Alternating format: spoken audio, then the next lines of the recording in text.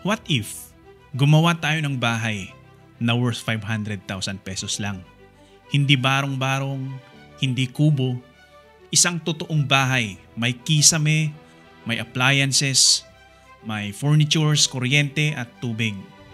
Posible ba? O isang malaking kalokohan lang? Sa video na to gagawa tayo ng bahay na ready for occupancy at ipapakita ko sa inyo kung saan aabot ang 500,000 pesos na budget mo if you are planning to build a house.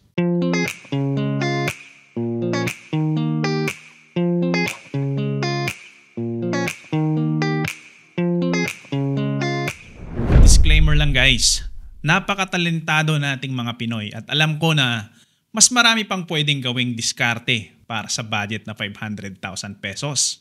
Kung gusto nyo ng mas magandang design pa, pwede kayong lumapit sa mga professional architects, but I'm telling you na I made this video just to give you an idea about what can a 500,000 pesos budget can do. Share ko na lang din guys na di na pala pwedeng pumirma ang mga civil engineers natin para sa architectural plans ayon sa batas. Dahil kasi dati pwedeng kaming pumirma ng mga architectural plans, pero ngayon na binago na ang batas natin, ay mga licensed architects na lang ang pwedeng pumirma sa architectural plans natin.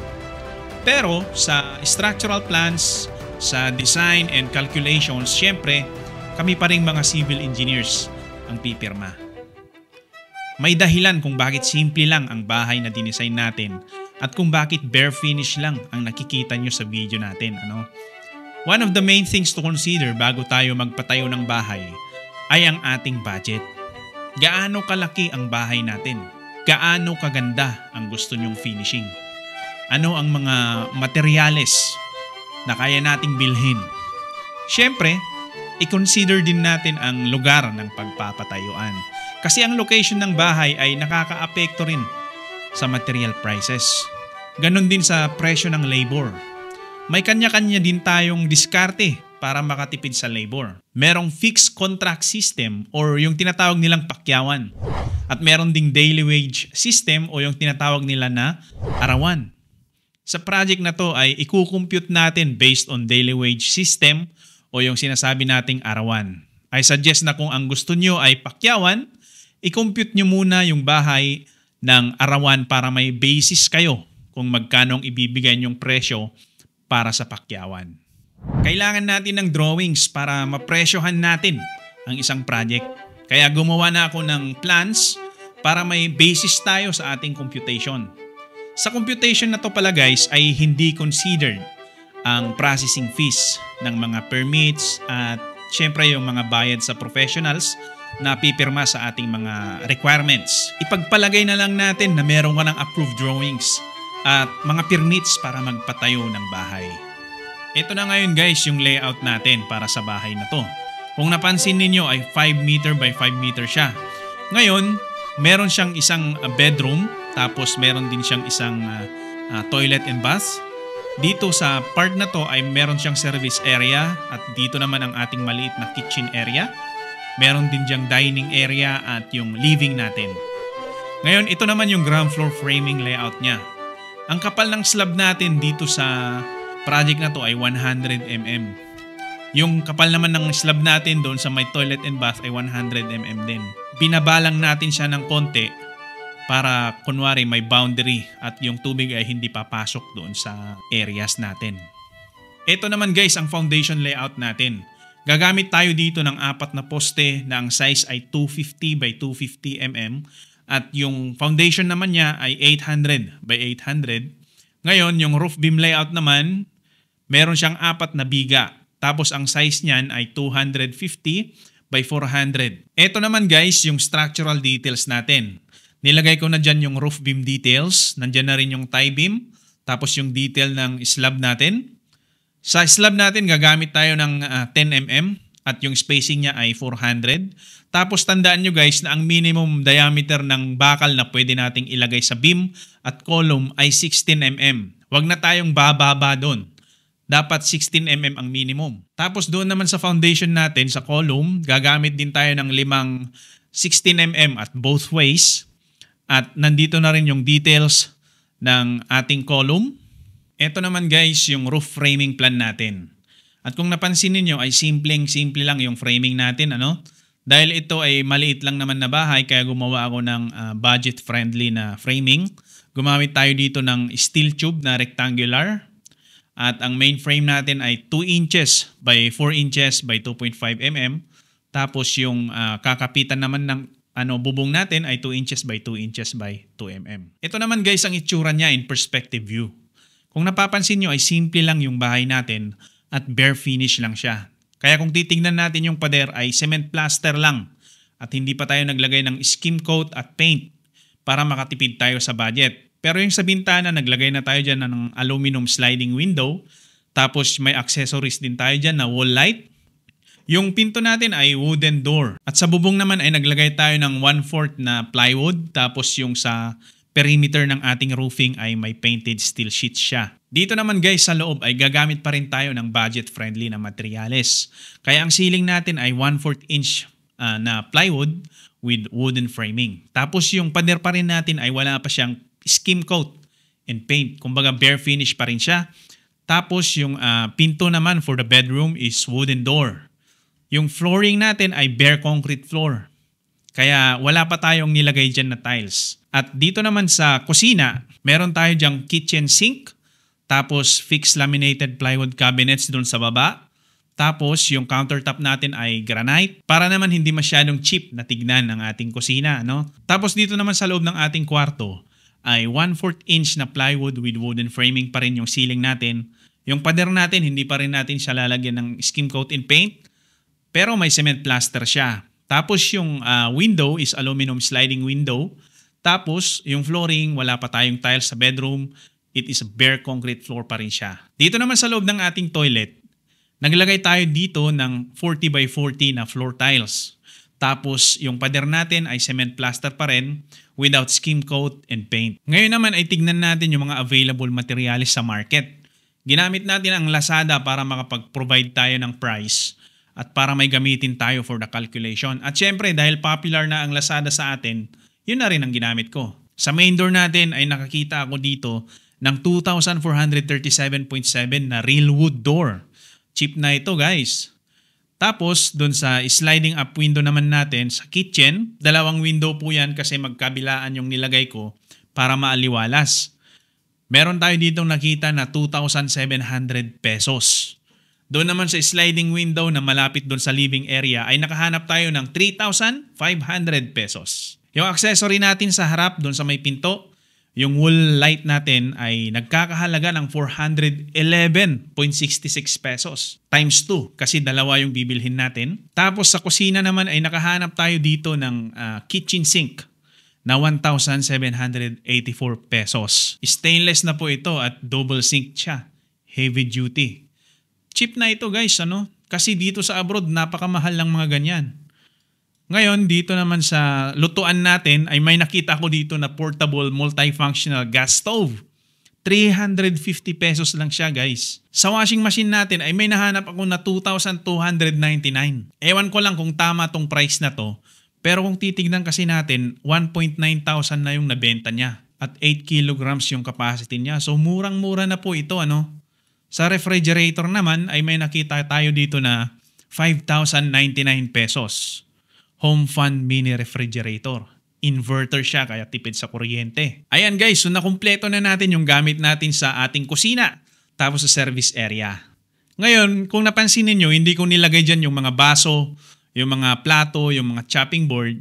Kayo na pong bahala, no? Yung mga additional na mga maliliit na bagay, kayo na po ang magbahala dyan na mag-purchase. Dito naman sa ating kwarto, yung pintuan natin ay nakahanap ako ng 2,558 pesos na wooden door. Solid wood yan guys. Mura na yan.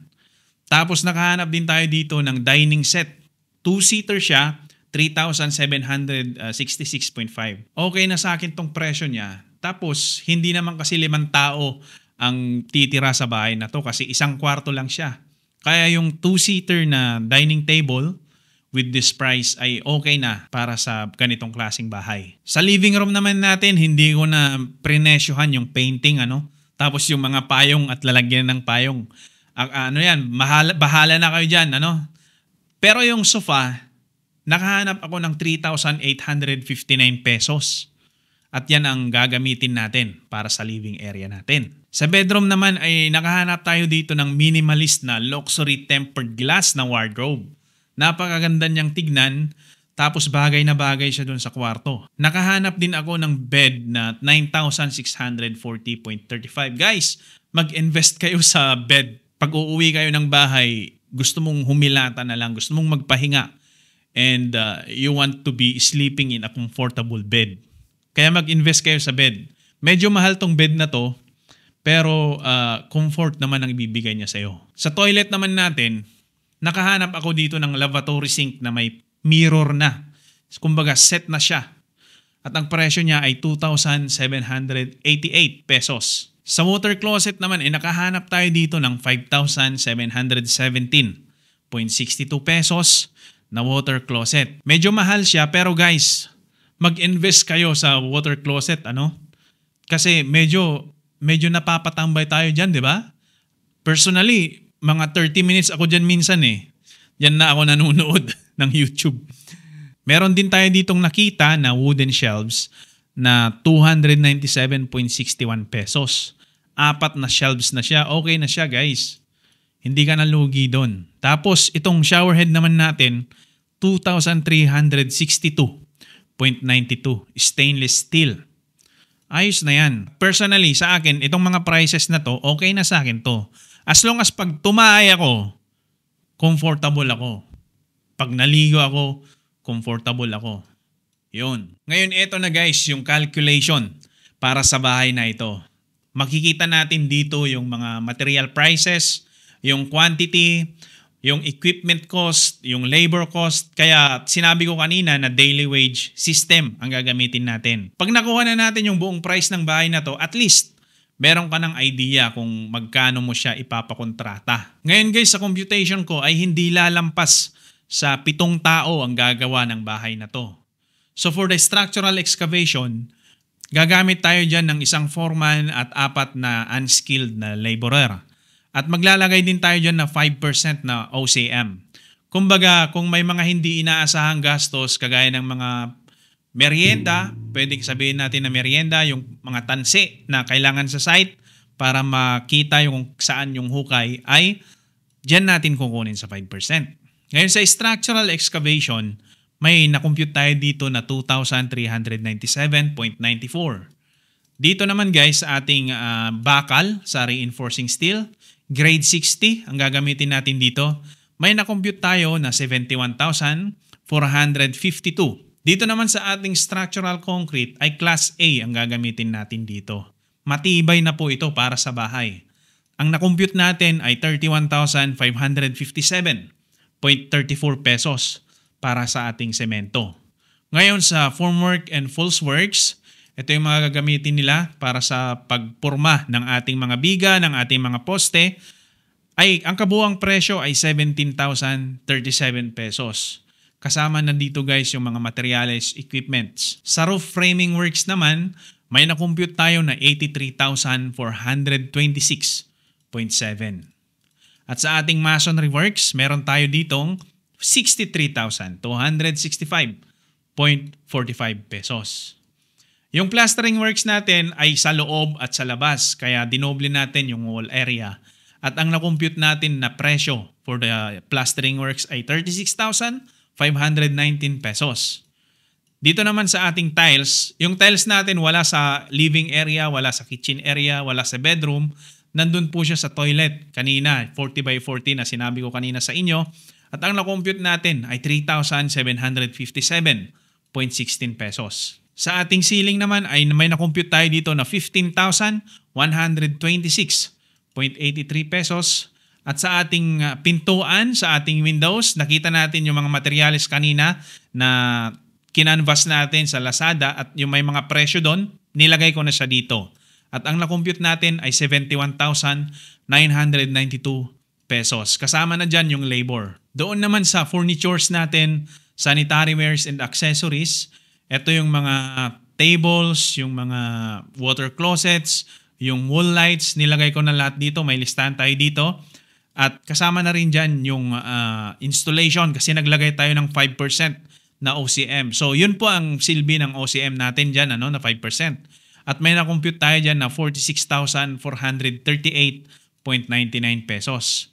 At meron din tayo ditong septic tank at naglagay tayo ng budget na 30,000 pesos at yung electrical and plumbing works niya ay 21,000 pesos.